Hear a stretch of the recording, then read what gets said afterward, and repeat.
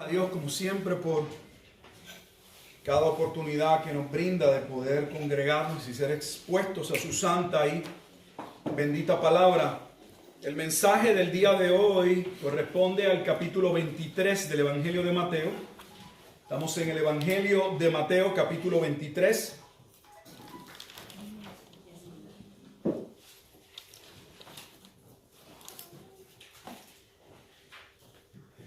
Vamos a estar dando lectura al capítulo completo.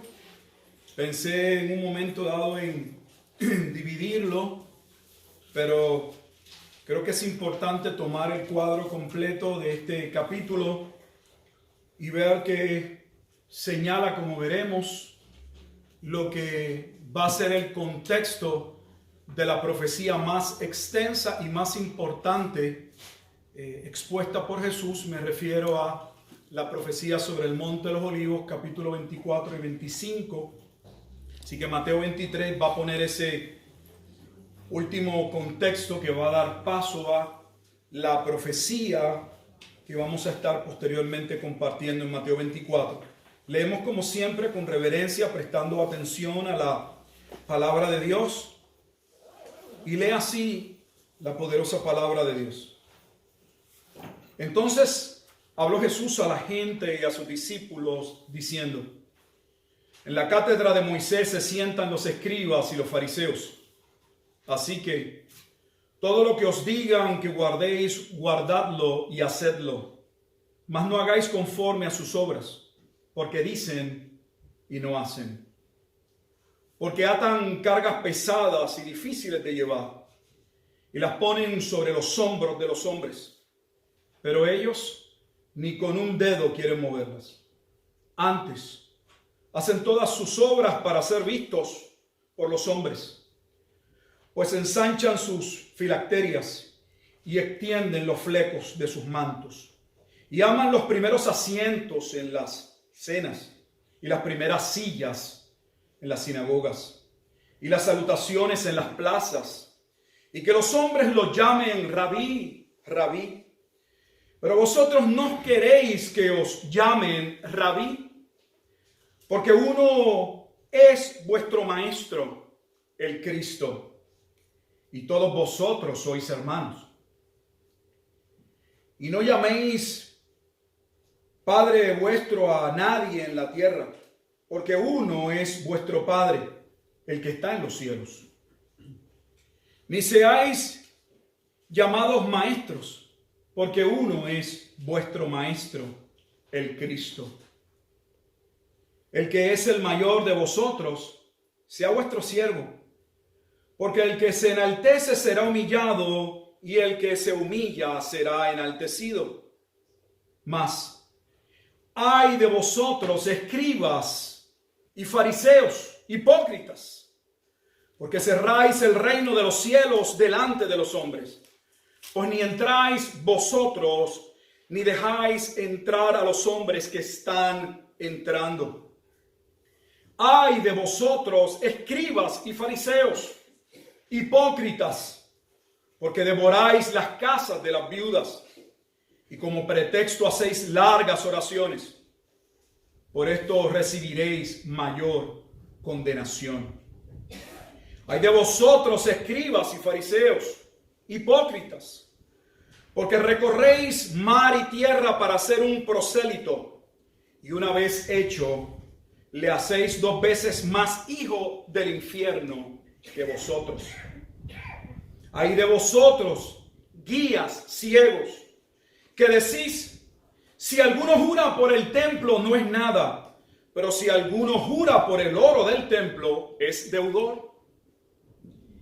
Insensatos y ciegos, porque ¿cuál es el mayor, el oro o el templo que santifica al oro? También decís: si alguno jura por el altar, no es nada, pero si alguno jura por la ofrenda que está sobre él, es deudor.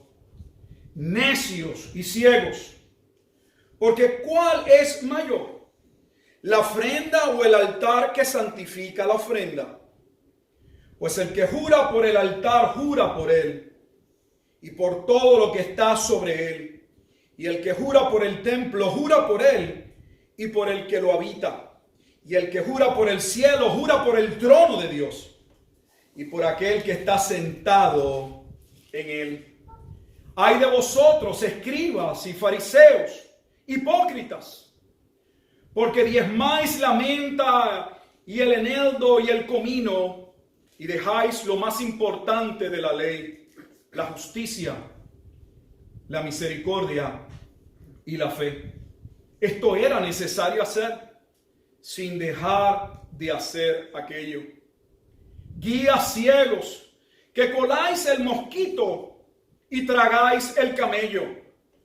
Ay de vosotros, escribas y fariseos, hipócritas, porque limpiáis lo de afuera del vaso y del plato, pero por dentro estáis llenos de robo y de injusticia. Fariseo ciego, limpia primero lo de dentro del vaso y del plato, para que también lo de afuera sea limpio.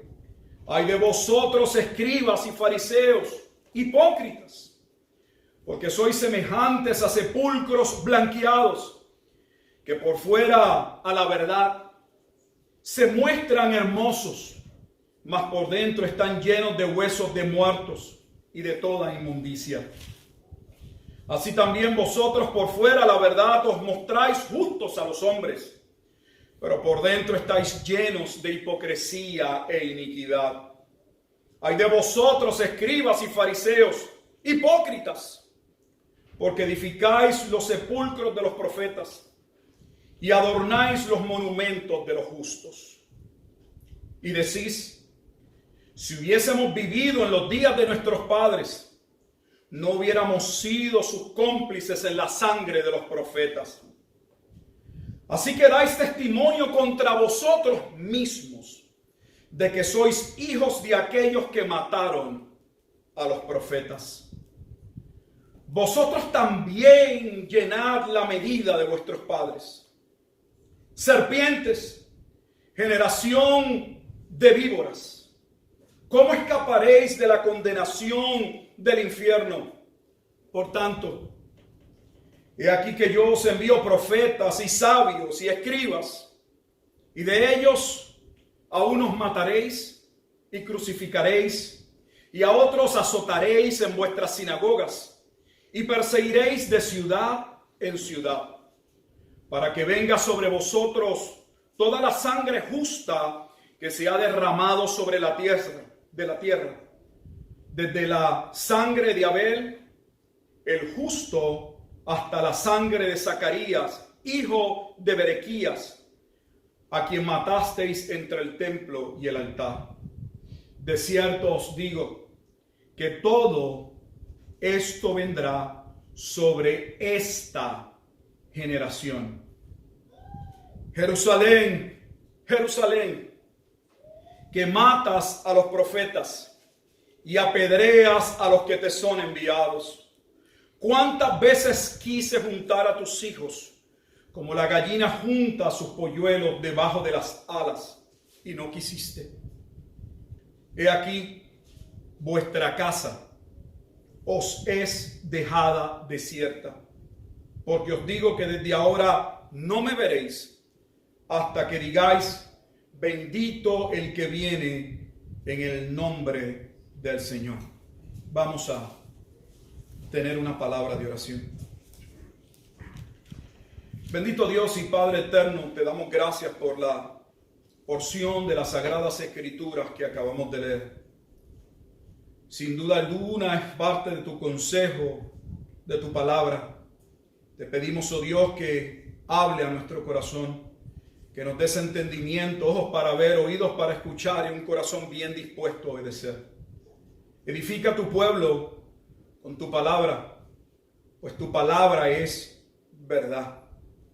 Llama a aquellos que en tu gracia han de ser también llamados al arrepentimiento y a la salvación en Cristo por medio de esta misma palabra.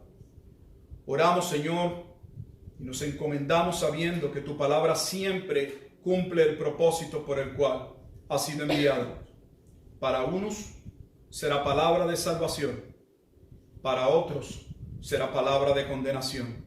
Pero en ambas cosas tú eres glorificado. A ti sea la honra y sea la gloria. Oramos en Cristo Jesús, Señor nuestro. Amén y amén. El capítulo que corresponde al día de hoy, Mateo 23, es un capítulo con un lenguaje y un sinnúmero de epítetos, de nombres hacia los escribas y los fariseos que pueden sonarnos muy duro. A todas luces podríamos preguntarnos si este es el Jesús que abrió los ojos al ciego y sanó al paralítico. La realidad es que tanto la gracia de Dios se muestra en su manera o en la forma en la que Dios se compadece, como también en la manera en que Dios aborda el tema de la verdad de nuestra condición y expone nuestro pecado. Pero ciertamente esa parte a los hombres no tiende a atraernos. ¿Dónde comienza este capítulo 23? Porque Mateo tiene 28 capítulos. Y aunque le dimos lectura al capítulo 23 de manera completa, este capítulo no lo podemos tomar de manera aislada. Tenemos que verlo dentro del contexto. Y el contexto inmediato, si recordará, es que llegamos en el capítulo 21 a la última semana del ministerio de Cristo. No sé si pudo percatarse cómo finaliza este capítulo 23.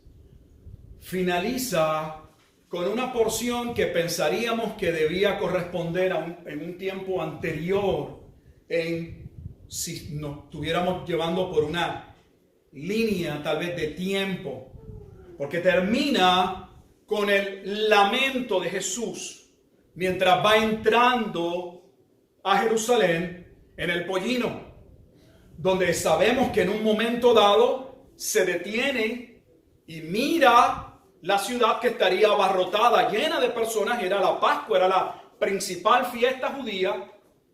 Todo el mundo muy religioso para cumplir, haciendo los preparativos necesarios para dicha actividad. Pero Jesús, sabiendo que todo aquello era solo eso, una actividad más dentro de una agenda donde no estaba el corazón de la mayoría de aquel pueblo.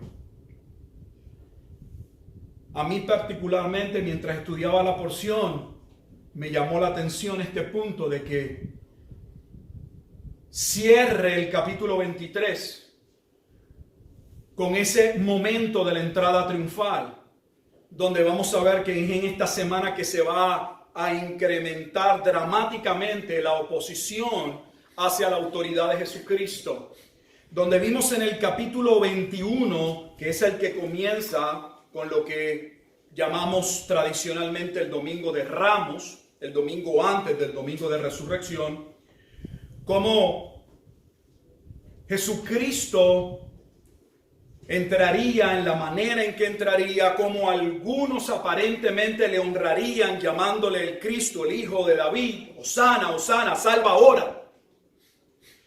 Y cómo aquella expresión provocó celo, rencor, frustración ante el liderato religioso, que por 3 años y algo no habían podido parar y encontrar alguna falla para entorpecer, obstaculizar el ministerio de Jesucristo, pues ellos no estaban de acuerdo con él. Y vimos cómo comienza esa oposición directa en ese capítulo 21. Y vimos que eso provoca que Jesús traiga aquella maldición sobre la higuera estéril. Y vimos que aquella higuera representaba a la nación, al pueblo en el Antiguo Testamento. Cómo viene posteriormente de esa maldición de la higuera el cuestionamiento, pues vinieron de los principales sacerdotes y ancianos del templo, Mateo 21, 23, a preguntarle ¿con qué autoridad haces estas cosas? ¿Y quién te dio esta autoridad? Vimos que en ese capítulo finaliza con dos parábolas y hemos hablado. Dos parábolas que hablan de la condición en la que se encontraba el pueblo, pero particularmente el aparato religioso, el liderato religioso. Eran como en la parábola de los dos hijos. Eran el hijo que ante las palabras del padre parecían obedecer al padre, pero al final no cumplían. O en la parábola de los labradores malvados. Representaban a aquellos labradores que se adueñaron de aquella viña que no les pertenecía y que no solamente no dieron fruto, sino que impidieron que hubiese fruto por la manera en que se conducían en sus trabajos. Pasamos al capítulo 22 y entramos en la tercera parábola, la parábola de la fiesta de bodas, donde allí se expone que todo está dispuesto por Dios. Es la fiesta de su Hijo, de Jesucristo, del Mesías, del heredero al trono. Pero a ellos no les interesa la invitación. Y no solo no les interesa la invitación, sino vemos cómo maltratan y tratan a aquellos que les son enviados. ¿Y cuál sería la respuesta? En la parábola de las fiestas de bodas, como en la parábola de los labradores malvados, que habría juicio. En la de los labradores malvados se expresa que habría un juicio de parte de Dios sin misericordia por haber dado muerte a su hijo, el dueño o el heredero de la viña. En la fiesta de las bodas se hace alusión a la destrucción sobre la ciudad. Mateo 22:7 dice: al oírlo el rey se enojó y enviando sus ejércitos destruyó a aquellos homicidas y quemó su ciudad. Ya que no pudieron pararlo, entonces vimos también las diferentes preguntas que tenían el propósito de tentar a Cristo. Y vimos la pregunta acerca del tributo, hablamos algo de ella, para lograr o indisponer a Jesús fuese contra el pueblo, contra Roma. Los judíos no querían pagarle tributo a Roma y los romanos ciertamente querían que ellos le pagasen. Luego vimos la pregunta sobre la resurrección, traída de manera hipócrita por los saduceos que ni creían en la resurrección. Y vemos cómo Jesucristo allí contesta que Él no es Dios de muertos y esos muertos eran ellos. Él es Dios de vivos, de aquellos que Él resucita. Luego le hicieron aquella pregunta sobre el gran mandamiento a aquel fariseo, versículo 34. ¿Cuál es el gran mandamiento? Dijimos que tenían 613 leyes. Y se pasaban discutiendo entre ellos, como hay muchos sabiondos, y viendo quién de ellos sabe más y discutiendo sobre aspectos de la ley que solo los toman de manera teórica porque no se ven en la práctica, como veremos en Mateo 23. Y vemos que Jesús no solamente contesta afirmativamente, sino que añade que esa primera ley no se podía desasociar de la segunda ley.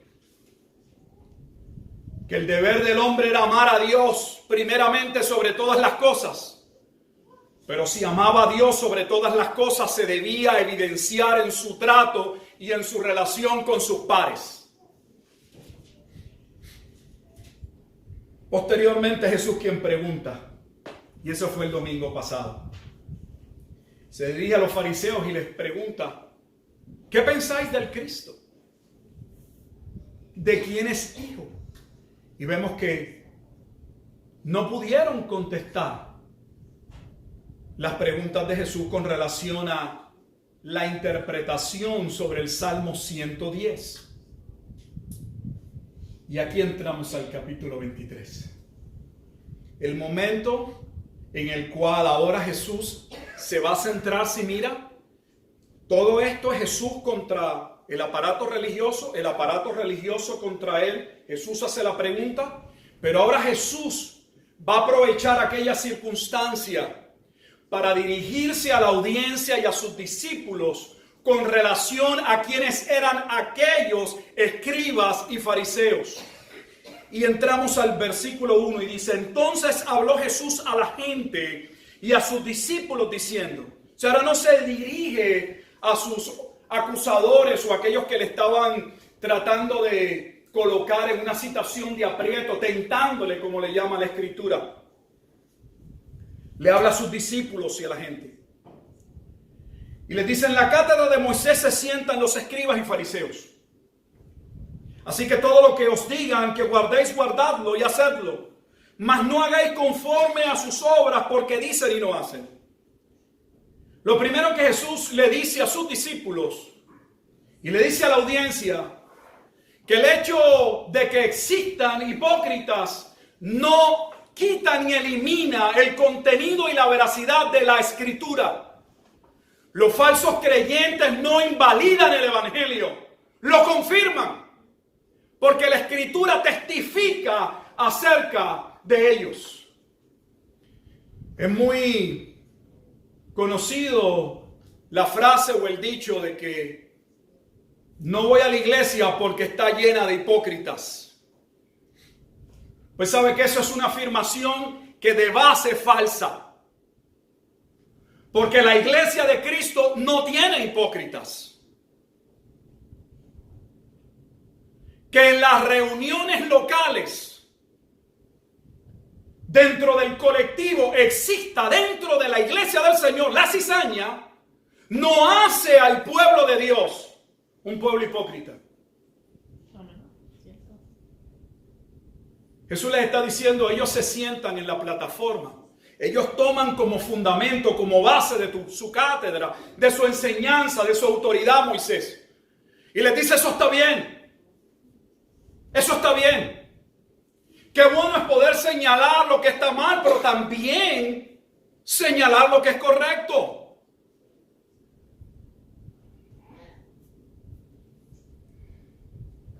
La palabra de Dios está por encima de quien le enseña. Ella es verdad porque es palabra de Dios. Para nosotros los hombres, las acciones de otros hombres podrían mancharla. A eso le llamamos dar mal testimonio. Pero no invalidan la verdad del Evangelio. Así que Jesús les dice a sus discípulos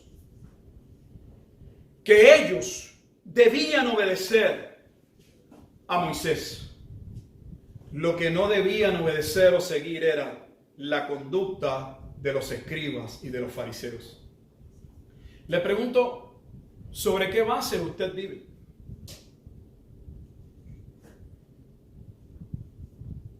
¿Sobre qué base usted toma decisiones en su vida? ¿Las toma realmente sobre la base principalmente de la Escritura? ¿O sobre el predicador favorito o de gusto del momento? ¿Sabe que hoy gran parte de la iglesia solo sigue como seguiría el mundo sus cantantes favoritos, el pelotero favorito, el boxeador favorito? Es necesario poder separar. Si alguien tiene algún crédito o mérito en lo que hace, lo hace porque Dios le dio el don y porque predica conforme a la Escritura. Pero ninguno de nosotros está llamado a seguir hombres. Y esto es importante por cómo concluye el capítulo 23. Porque aunque el ataque se centra directamente en el liderato, ese liderato sería culpable de llevar a Jerusalén o a la ciudad a la ruina. Porque la mayoría de los hombres solo seguimos las conclusiones de otros hombres. Pues si vas a seguir un hombre, al menos asegúrate que ese hombre viva por la palabra.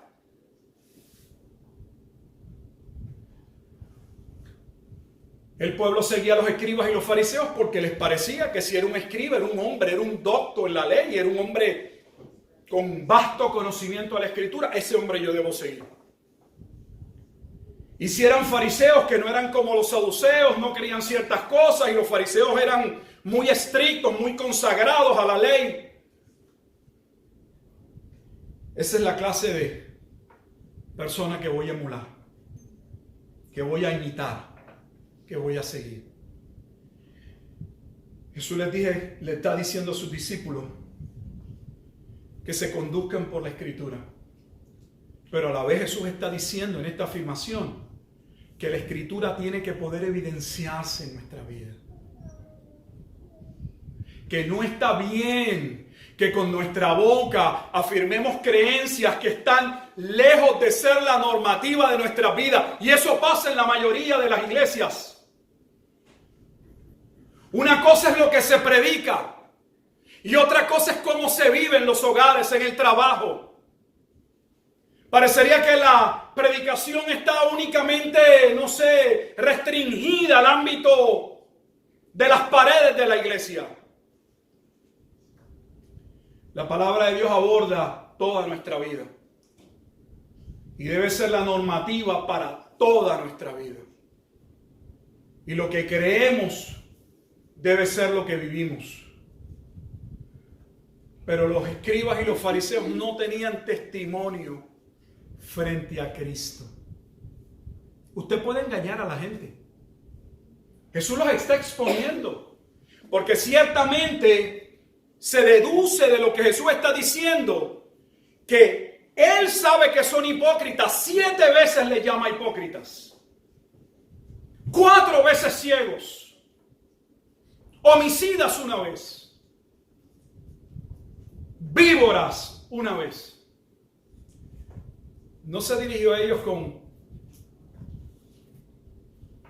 adulaciones. Los confrontó con la verdad. Con una verdad que tenía que ser expuesta. Y hoy tenemos una iglesia silente en muchas ocasiones, que no quieren exponer a los hipócritas, a los falsos líderes, por temor al rechazo, por temor a que no los vuelvan a invitar a una conferencia, por temor a que alguien no le firme el libro, no sé qué, por temor a cómo se ven en la denominación. Jesús no tenía ningún problema en señalar lo que estaba mal. Y su señalamiento sobre lo que estaba mal era correcto.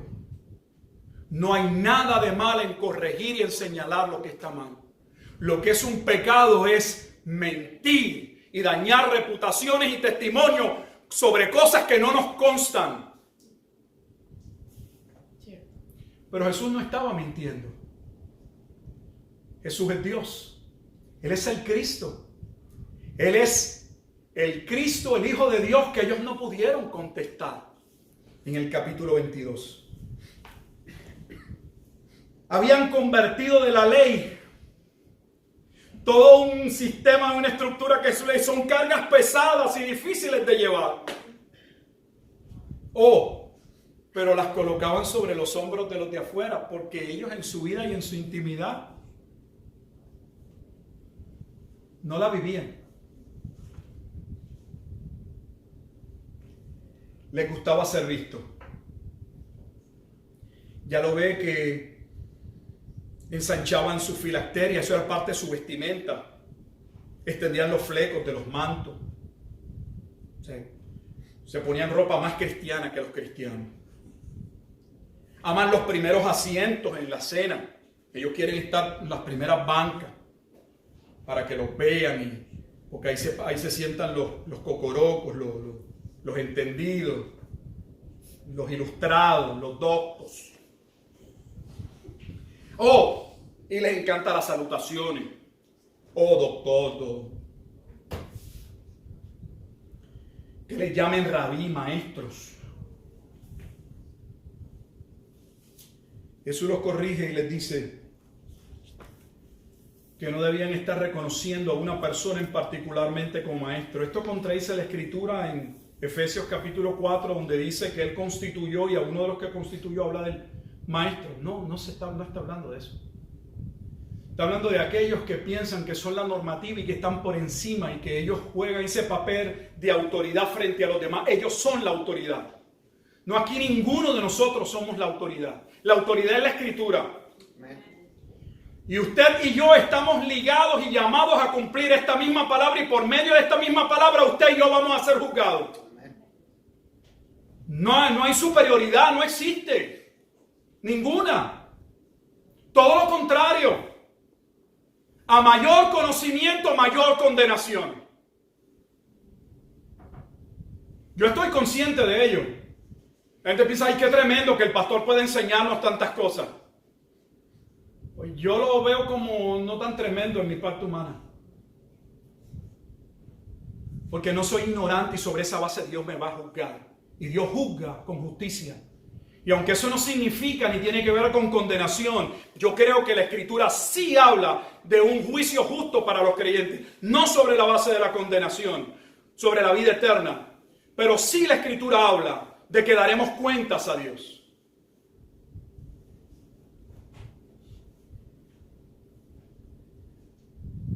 Jesús lo resume muy bien en el versículo 12. Porque el que se enaltece será humillado, y el que se humilla será enaltecido. Oiga, pero déjeme decirle que no se crea que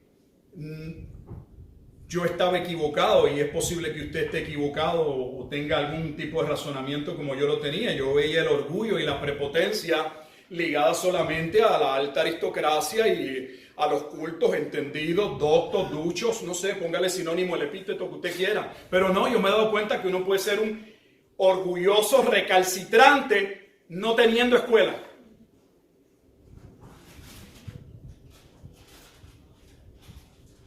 Yo no sé si la gente más dura que yo me he encontrado son personas que algunos ni tan siquiera leen. Pero lo que les dijo la abuelita, lo que ellos escucharon, así es, y no le digo a usted lo contrario. Ellos no le consta, ni tan siquiera lo han leído. No le pueden citar un solo pasaje. Pero pastor, así es, y no me diga, no me lleve la contraria, que le he hecho a mi abuelita. Del versículo 13 en adelante, Jesús pronuncia 7 ayes o 7 juicios. Cada vez que usted ve la expresión ay, es la expresión básica con la que se profetiza una calamidad, un juicio. Y Jesús empieza a hablar sobre el juicio. Lo que por un lado nos muestra que todo acto de hipocresía, de falsedad, será expuesto y juzgado por Dios. Seamos hombres y mujeres de una pieza. No tenemos que dar la apariencia de ser perfectos. No lo somos. No lo somos. De hecho, usted no necesita que yo se lo diga. Usted lo sabe, yo lo sé. Yo lo sé de mí mismo. Nos equivocamos, cometemos errores, nos comprometemos y no cumplimos a la altura. ¿En cuántas cosas? Sabemos que si no fuera por la gracia de Dios, como los demás estuviéramos, como Jesús dijo, o como se dice en el Antiguo Testamento, como Sodoma y Gomorra fuéramos. Y se dan un sinnúmero de juicios. El primero está en el versículo 13, porque cerráis el reino de los cielos delante de los hombres. Pues ni entráis vosotros, ni dejáis entrar a los que están enfrente. O sea, si hay personas, ellos ni participan, ni quieren que otros participen. No abonan, no componen, pero destruyen. Ellos no les interesaba, ellos querían entrar al reino. No, ellos pensaban que ellos eran hijos del reino. Ese es el problema. El judío no se pensaba que debía entrar al reino. Él pensaba que él era heredero del reino, porque él era un hijo de Abraham. Y que él llevaba la marca en su cuerpo de la circuncisión. Pues la circuncisión teológica en el Nuevo Testamento como en el Antiguo es la circuncisión del corazón. Por eso Pablo establece en Romanos 2 que los únicos judíos verdaderos no son gente que vive en Palestina, entiéndalo. Son aquellos que por la gracia de Dios han recibido un corazón nuevo. Pablo dijo, esos son los judíos delante de Dios. Eso no lo entiende la iglesia. La iglesia está a años luz de ver eso. Es una verdad que está por Júpiter.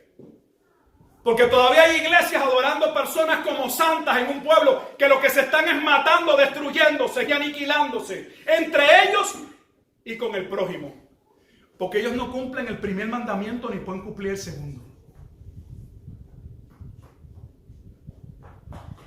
Hay de vosotras, escribas y fariseos, porque devoráis las casas de las viudas como pretexto y hacer largas oraciones.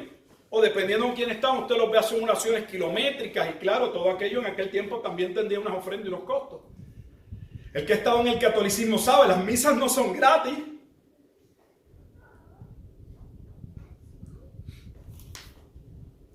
El versículo 15 les dice, mire, ustedes son tan hipócritas que recorréis el mar y tierra, luchan, trabajan, alcanzan, quieren hacer prosélitos, gente que se convierta, que viva como ellos, porque ellos son la norma. Ellos son los que tienen la verdad. Y si luego que los convencen y los hacen prosélitos, seguidores de ellos, terminan haciéndolo un doble hijo del diablo. O sea, lo que les enseñan los aparta completamente. Oiga, eso significa que entonces usted tiene que tener mucho cuidado donde usted recibe la instrucción y la enseñanza. Yo no creo que eso sea ni valorado ni entendido. La gente va a ir a los cultos, a la misa protestante, así yo lo veo. Va a la misa protestante, cambiaron del catolicismo a la misa protestante. Depositan su limosna, escuchan la misa, participan de la Eucaristía o de la Santa Cena y se van y ya cumplieron hasta la próxima semana. Ya puedo beber ron, puedo escuchar música, puedo salir con quien quiera, puedo hacer la agenda, el resto de la semana puedo hacer como yo quiera, ya yo cumplí con el Señor. Él perdonó mis pecados ese domingo porque fui a la iglesia, el otro domingo vuelvo y me arrepiento.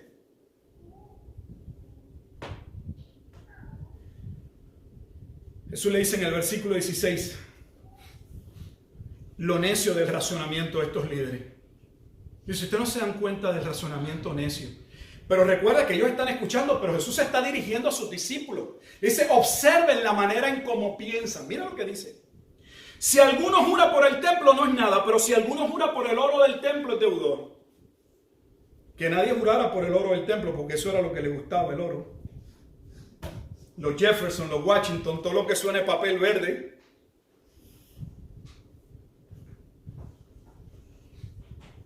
Si alguno jura por el altar, versículo 18, no es nada, pero si alguno jura por la ofrenda que está sobre él, es deudor. O sea, su interés era el dinero, lo económico. En el tiempo de Jesucristo, la manera en que estaba estructurado el liderato los colocaba en una posición de ventaja y de privilegio, que Dios nunca lo hizo de esa manera. Dios colocó el sacerdocio donde iban a vivir dependiendo única y exclusivamente de cómo Dios prosperara al pueblo, pues ellos no podían trabajar, ni podían poseer tierras ni nada. Su encomienda era única y exclusivamente dedicarse al servicio a Dios. Y Dios se encargaba, por medio de las ofrendas y los diezmos, de suplir sus necesidades diarias. Pero eso fue cambiado totalmente. Y ya ser un sumo sacerdote tenía sus ventajas. Dirigían el mercado, el cambio de las monedas, la venta de los animales, ventas de Biblia. ¿Usted no ha visto todas las Biblias que hay? Tiene la Reina Valera extraterrestre, la Reina Valera del varón, la Reina Valera de la mujer, la Reina Valera de los niños, la Reina Valera de las mujeres en compromiso, los niños en testimonio de Reina Valera. ¿Usted no le parece que es un juego? Tomar algo tan serio como la palabra de Dios revelada, preservada por Dios para hacer un negocio.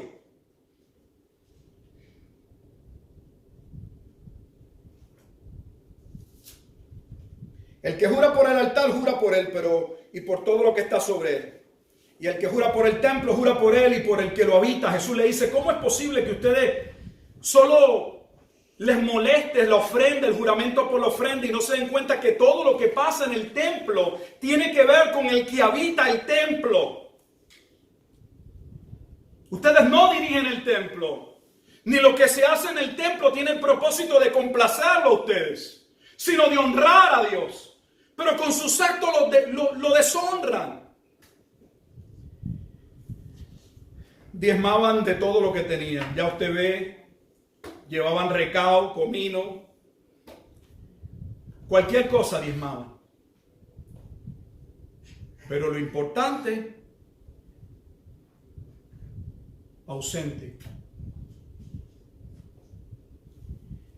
Y Jesús se aprovecha para decir que el diezmo era importante, que no estaba mal que ellos trajesen las primicias de los frutos y de las cosas que ellos habían con su trabajo conseguido, pero que eso no era lo principal, ni con eso solo se podía cumplir delante de Dios. ¿Dónde estaba el amor, la justicia y la misericordia? Mira si sus pensamientos eran tan increíblemente sin sentido, que les dice, ustedes cuelan el mosquito pero se tragan el camello. Tenían un colador que no dejaba pasar un mosquito, pero lo que bebían, en lo que hacían, se tragaban el camello. Eso es tremendo. Yo imagino que los tenían que estaban, encolerizados con él. Les dice, a ustedes les encanta siempre lo exterior, limpian todo lo de afuera. Los vasos, los platos, los sepulcros, todo lo limpian, todo lo pintan. Pero les dice, el problema es que yo miro lo que está dentro. ¿Cómo están realmente nuestras vidas delante de Dios? ¿Son fachada? ¿O realmente lo que hay fuera es lo que sale de dentro? Lo que está fuera no está mal. El problema es cuando lo que está fuera no es el resultado, la convicción, la devoción de algo que hay en el corazón.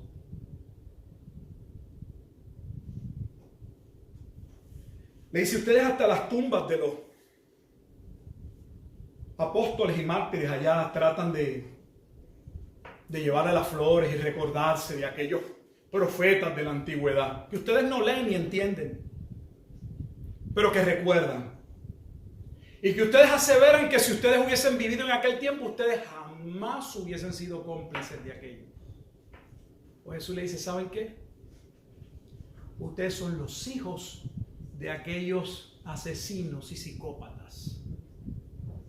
Ustedes son los hijos.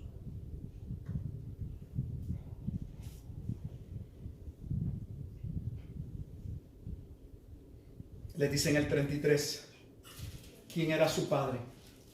¿A quién seguían? Serpientes, generación de víboras. Yo no sé si usted puede ver hasta aquí. Jesús se está dirigiendo, es un judío dirigiéndose a judíos. El capítulo 3 puede ser considerado uno de los insultos antisemitas más duros que se han expuesto. Porque hoy cualquier declaración contra un judío o contra la nación, no importa si la afirmación es en esencia correcta, es un dato verdadero. Alguien dijo que usted sabe quién lo domina o lo manda. Busque a ver de quién usted no puede hablar. Y Jesús se dirigió a eso judíos, y no a cualquier judío, estamos hablando a los escribas y a los fariseos, al top, a la crema, al top of the line, lo de arriba. Por ser judíos eran parte del reino según Mateo 23. Por ser judíos eran hijos de Dios. ¿Y de dónde nosotros nos sacamos la idea y nos han convencido de que el pueblo judío, por ser judío, aunque no muestren ningún respeto al Cristo, al Hijo de Dios, son el pueblo de Dios? Hermanos, estamos llenos de ignorancia teológica y de perversión de corruptos. Porque no me trago el cuento que algunos de ellos no sepan lo que están haciendo. Es evidente en la Escritura. Nadie puede leer Mateo sin percatarse que Jesús está señalándolo directamente. ¿Y cómo alguien puede decir, no, pero ellos no, ellos son el pueblo de Dios? Jesús no les está diciendo que son el pueblo de Dios. Jesús les está diciendo que ellos están fuera del pueblo de Dios. Y no solamente los está acusando de estar fuera del pueblo de Dios, los está acusando de oponerse a aquellos que quieren entrar. Que no se limitaba a los judíos, que se agravaría cuando el mensaje fuese dirigido a los gentiles.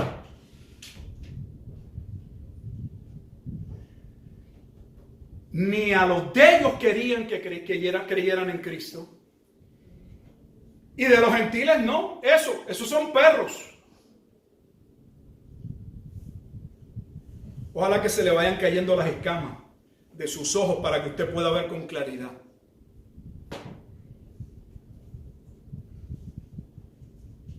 Serpiente, generación de víboras, ¿cómo escaparéis de la condenación del infierno? Jesús le está diciendo, ustedes merecen y van a ir al infierno.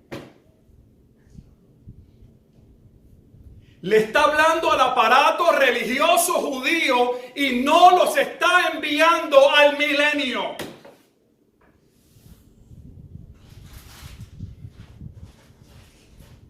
De hecho, no sé, ni les mencionó el rapto.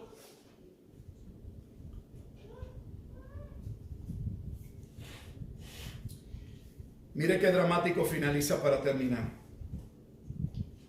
Una persona que no cree en Cristo, una persona hipócrita que no ha nacido de nuevo, es una persona que no importa la capota y pintura, la fachada con la que se muestre, de religioso, de amable, al final te va a devorar y te va a consumir. Y mira lo que les dice, versículo 34, lo que iba a pasar. Por tanto, aquí yo os envío profetas y sabios y escribas, y de ellos a unos mataréis y crucificaréis. Ya Jesús se los había adelantado a sus discípulos desde la primera vez que los envió en Mateo capítulo 10. ¿Y azotaréis dónde? Roma. Roma iba a azotar a los cristianos. Los que siguen las traducciones y las interpretaciones en las sinagogas. Quien persiguió a los cristianos, persiguió a la iglesia hasta el año 64 y 65, según el libro de los Hechos, fueron los judíos.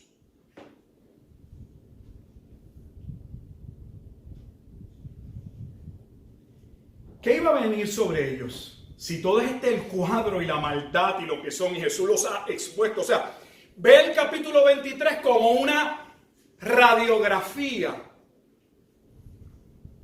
Jesús revela, expone la maldad de estos líderes. Dice que ellos van a ser la copa que va a derramar la copa. Perdón, la gota, la última gota que va a caer en la copa y se va a derramar. Dice, para que venga sobre vosotros toda la sangre justa que se ha derramado sobre la tierra. O sea, mire dónde los está colocando. Los está colocando con los perdidos, con los condenados desde un principio. Cuando Dios dividió la humanidad desde la caída entre los hijos de la serpiente y los hijos de la simiente de la mujer, Cristo los está colocando del lado de la simiente de la serpiente. Por eso les llamó en el versículo 33, ustedes son serpiente, generación de víboras.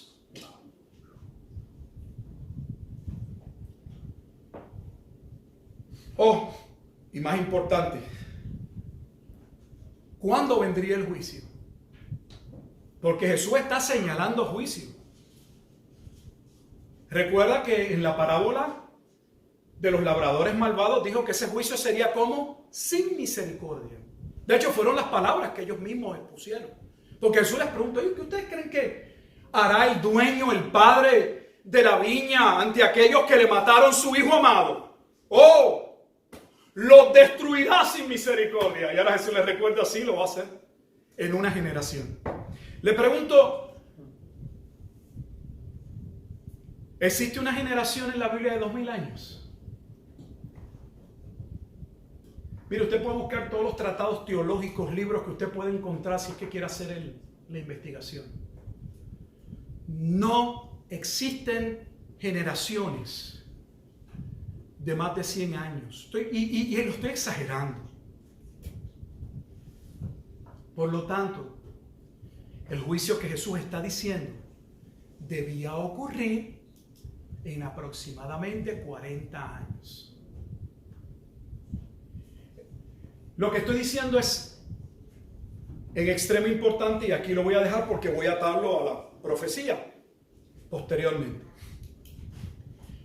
Yo estoy totalmente de acuerdo con las palabras del teólogo ya que partió a la presencia del señor R.C. Sproul. Cuando él, fíjate, un teólogo a su nivel, a su altura, admite en The Last Day According to Jesus, los últimos días de acuerdo a Jesús, aunque el libro lo tradujeron y le pusieron la escatología de Jesús, tiene un título diferente, que él había tenido un cambio en su escatología y principalmente había sufrido un cambio en su concepto escatológico cuando se encontró viendo cómo estos pasajes destruían el testimonio de Cristo y su credibilidad si no eran interpretados de manera correcta. Nosotros jugamos malabares teológicos y decimos, sí, es la generación, pero no es nuestra generación, es la generación de la generación cuando llegue la generación. Nadie entiende, ni el que lo dijo, y la gente dice amén. Qué sabio me veo, ¿no? No, Jesús está hablando de una generación. Nosotros nos podemos hacer los desentendidos, los necios y jugar a malabares teológicos, hermenéuticos para tratar de acomodar los pasajes a nuestras teorías, a nuestras suposiciones. El problema es que hay ateos, agnósticos, que el hecho de que sean ateos agnósticos no significa que son estúpidos, tontos, necios. Y cuando ellos estudian la Escritura y se encuentran con este tipo de pasajes, encontramos entonces personas como el filósofo Bertrand Russell en su libro ¿Por qué no soy cristiano? Y la base de su defensa de por qué él no puede creer en el cristianismo es porque Jesús se equivocó una y otra vez con relación a que él vendría y sus discípulos le verían.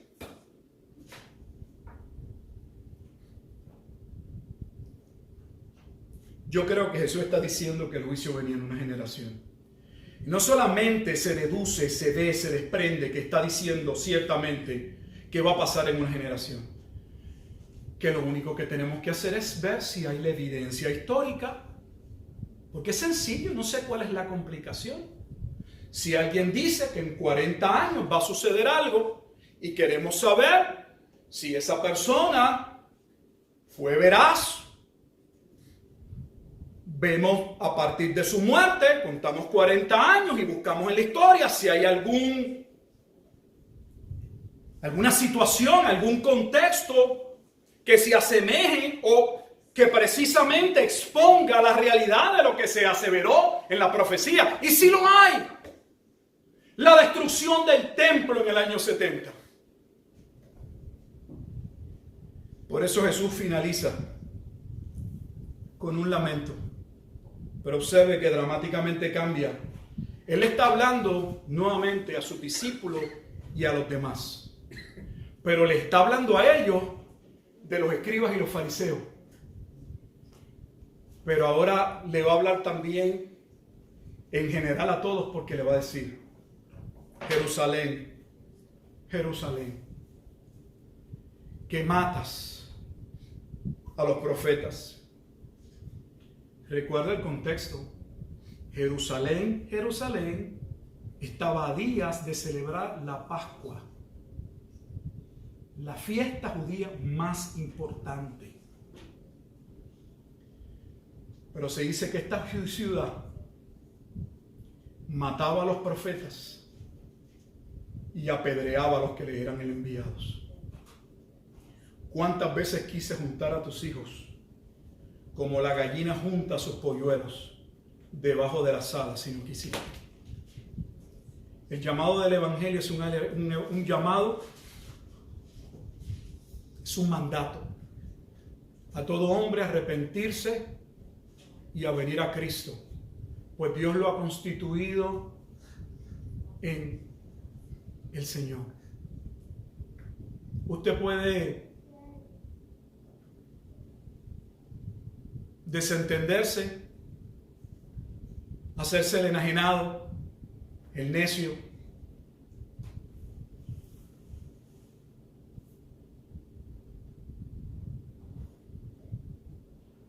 pero todos y cada uno de nosotros estaremos de uno de los dos lados, de los hijos del Cristo o de los hijos de la serpiente, del lado del Mesías, hijo de Dios, hijo de David, o de la serpiente, el engañador del mundo. Y Jesús les dice en el versículo 18: he aquí vuestra casa os es dejada desierta. La casa no era su casa, porque usted podría estar leyendo en su Biblia y decir: mira, Jesús está diciendo, mira, no solamente les dice que los va a condenar, sino que la casa que tienen la van a perder. Esa casa es el templo. Los judíos se referían al templo como la casa. O sea que mire lo que estamos haciendo. La gente empieza en Mateo 24 a leer la profecía sobre la destrucción del templo. Usted no puede entender la profecía sobre la destrucción del templo de Mateo 24 y 25 sin entender el contexto y la línea de pensamiento que se va dando. Ya Jesús en el capítulo 21 había profetizado la destrucción de Jerusalén. Y no hemos llegado a la profecía. Jesús ya había dicho en ese capítulo 21 que el templo sería destruido.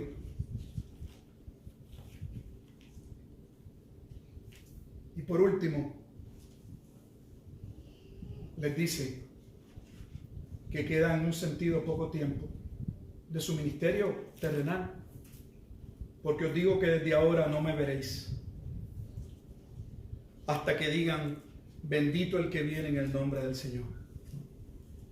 Ese bendito el que viene en el nombre del Señor no era la segunda venida de Cristo.